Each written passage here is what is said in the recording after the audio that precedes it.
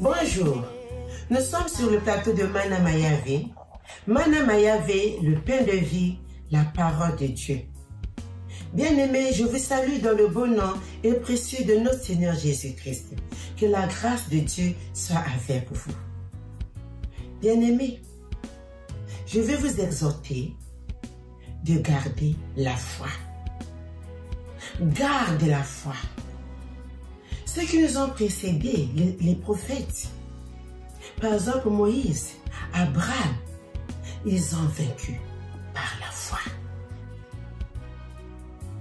Ils ont hérité la vie éternelle, le royaume de Dieu par la foi, parce qu'ils ont gardé la foi. Même Abraham fut appelé père de la foi. Bien-aimé, garde ta foi. Garde ta foi, que ta foi ne chancelle pas à cause des soucis de ce monde. Que ta foi ne chancelle pas, ne branle pas à cause des épreuves de ce monde. Parce que Jésus-Christ a dit, vous aurez des tribulations dans le monde, mais gardez courage. C'est-à-dire, gardez la foi, parce que moi, j'ai vaincu le monde. Vous aussi, vous allez vaincre le monde en mon nom, au nom de Jésus-Christ.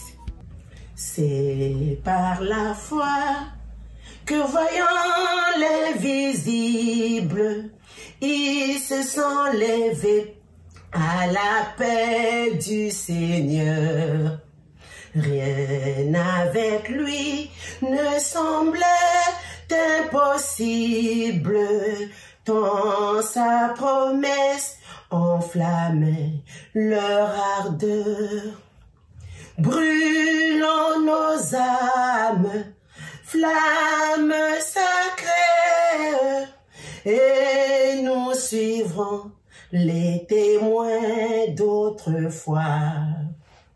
Environnés de leur grande nuée, les regards sur Jésus, chef de la foi.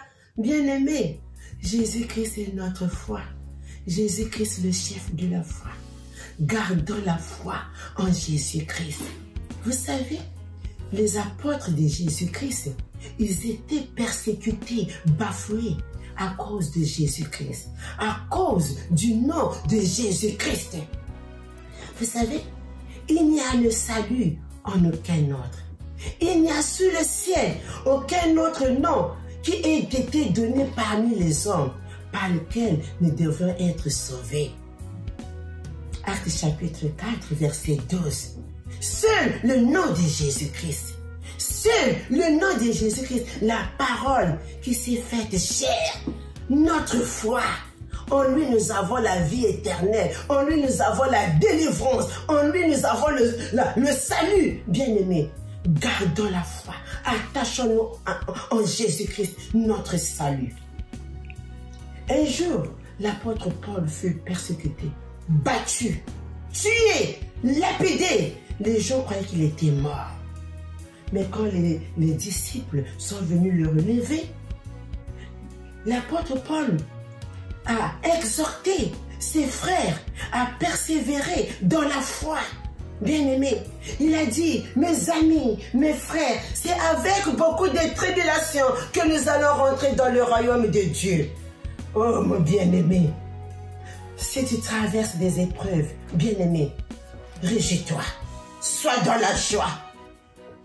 Car nos épreuves sont passagères. Jésus-Christ ne nous abandonne pas. Il a dit, je vous laisse ma paix, je vous donne ma paix. En Jésus, nous avons la paix. Grâce à ses promesses. Parce que ses promesses, c'est parfait.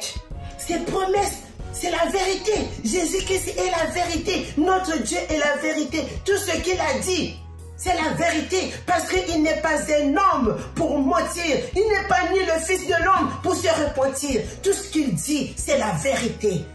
Notre Dieu est la vérité. Il est vivant. Gardons sa parole. Gardons notre foi. Oui, nous sommes dans un monde chaotique, plein d'embûches, plein de soucis. Oh, bien-aimé, tu peux être trahi, trompé par ta femme, trompé par ton mari. que tu aimes tant, que tu as aimé, oh, il t'a trompé. Mais je t'invite que rien de ce monde ne puisse faire tomber ta foi. Bien-aimé, garde ta foi. Regarde à Jésus-Christ, le chef de la foi. Les prophètes, ils ont vu loin le salut. Ils l'ont vu. Ils l'ont contemplé. Ils ont cru. Même ils n'ont pas vu le bonheur. Mais il y a le bonheur éternel qui est réservé à ceux qui gardent la foi par notre Seigneur Jésus-Christ. Toi, tu as vécu toute ta vie avec ton mari. Le mari décède. Le mari meurt. Mais la famille de ton mari, il vient te faire sortir. Il te chasse.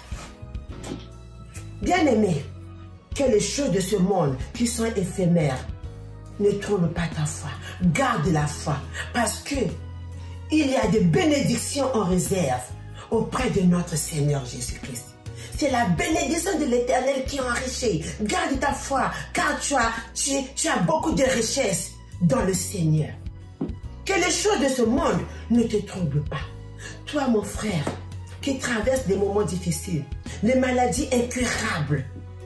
Toi, qui as des enfants, oh, tous les jours malades. Bien-aimé, garde la foi.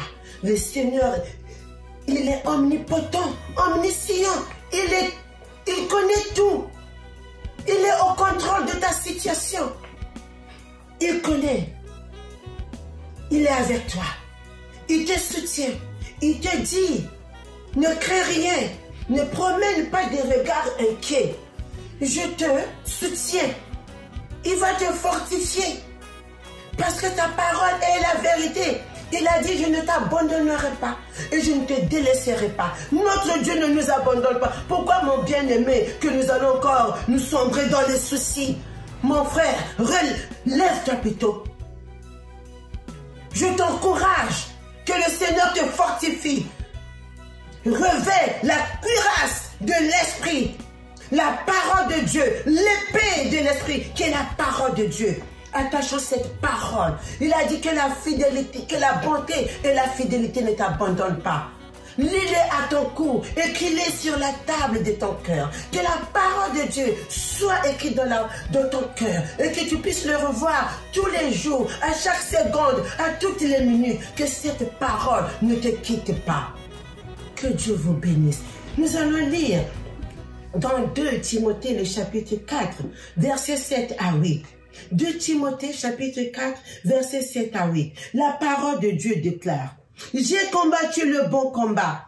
J'ai achevé la course. J'ai gardé la foi. Désormais, la couronne de justice m'est réservée. Le Seigneur, le juste juge, me la donnera dans ce jour-là. Et non seulement à moi, mais encore à tous ceux qui auront aimé son avènement. Bien-aimé, garde ta foi, parce que nous avons la couronne de vie. Que le Seigneur vous bénisse. Amen.